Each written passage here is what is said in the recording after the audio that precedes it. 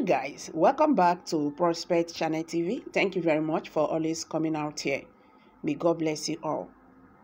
Presidential candidate of the ruling All Progressive Congress APC, Asiwaju Bola Ahmed Tinubu, has taken his counterparts in the opposition People's Democratic Party (PDP) and the former Vice President Atiku Abubakar to the cleaners, saying the opposition candidate is a desperate liar who should never be entrusted with the presidency.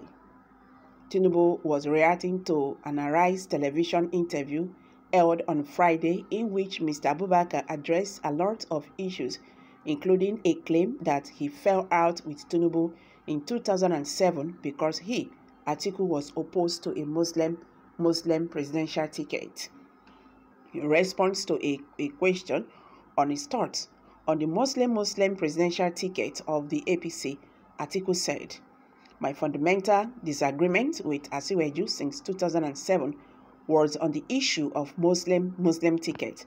That was my fundamental disagreement and departure from Bola Ahmed Tinubu. Together with Asiwaju, we formed ACN and I was given a ticket in Lagos and he insisted to be my running mate and I said no. I am not going to have a Muslim ticket, and because of that, he switched his support to the late Umaru Yar'Adua, and that was the departing point.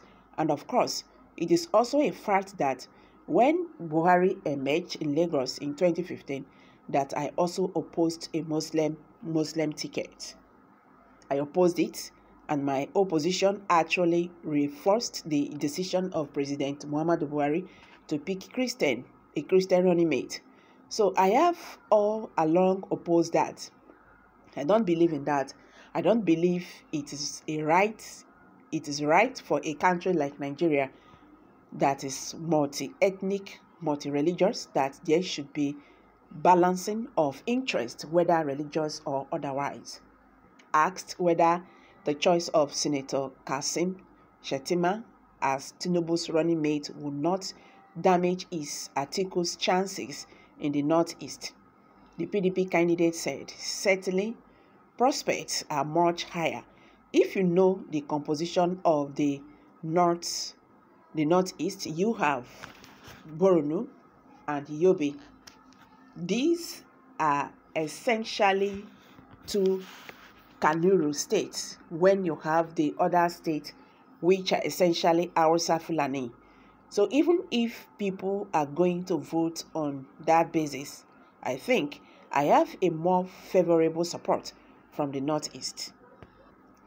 However, speaking through his campaign organization on Saturday, in a statement, Tinubu faulted most of the claims made by the former vice president, noting that the APC was extremely shocked by the many lies and ignorance displayed by the PDP presidential candidate. In the interview, Alhaji Atiku exposed himself as a man who is not prepared for the job he's appealing for and a man who cannot be entrusted with our commonwealth.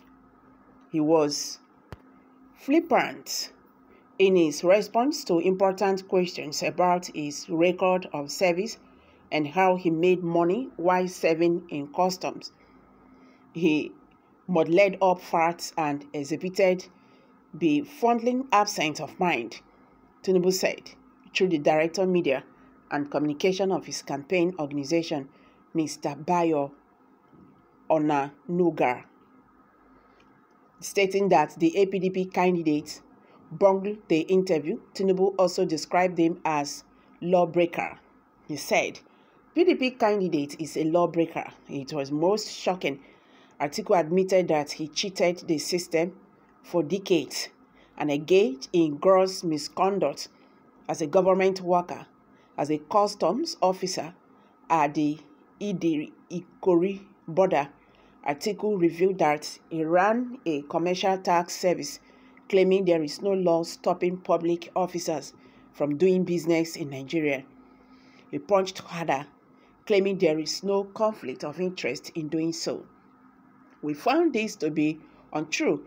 Every officer in the civil service is expected to comply with a code of conduct and service rules which bar civil and public servants from engaging in private businesses while in government employment to the detriment of the service he or she is employed to render to the public.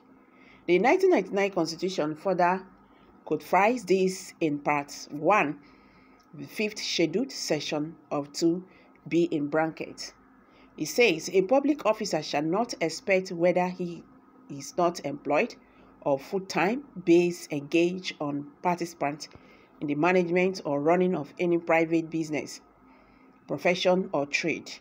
The rules, however, allowed a public officer to engage in farming.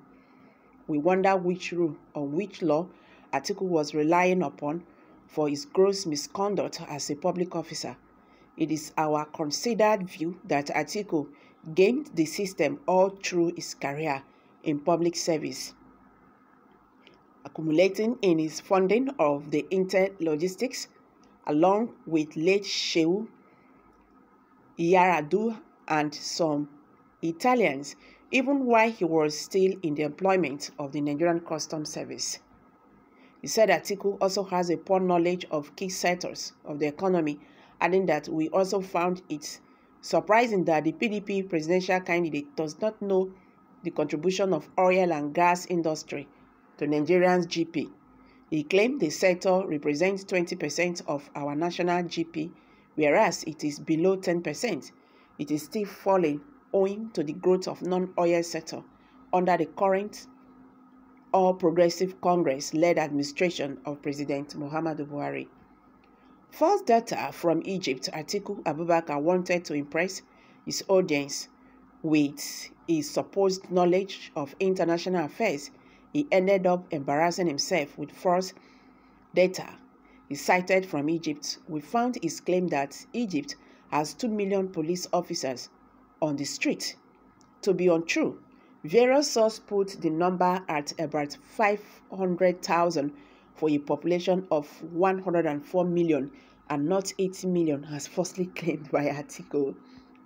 On the issue of rotational presidency, Tinubu said Atiku should be more focused on the issue and not a Muslim ticket. Asked to justify why the PDP jettisoned Section 3C of its own constitution, which ensures power rotation between the North and the South, Atiku tried to forge his answer by focusing on Governor Nyesom Wike and his efforts to reconcile with him, after he, a Northerner, snatched the presidential ticket that had to have been taken by a Southerner, while Atiku was playing to the gallery on APC Muslim presidential ticket. He does not see seeking to be president after 8 years of president from his part of Nigeria as politics of exclusion. Wow, I'm beginning to love this. Well, let's keep on watching this drama and see where it ends. Dropping it here, guys. Kindly share your thoughts below the comment section. Thank you very much. Bye for now.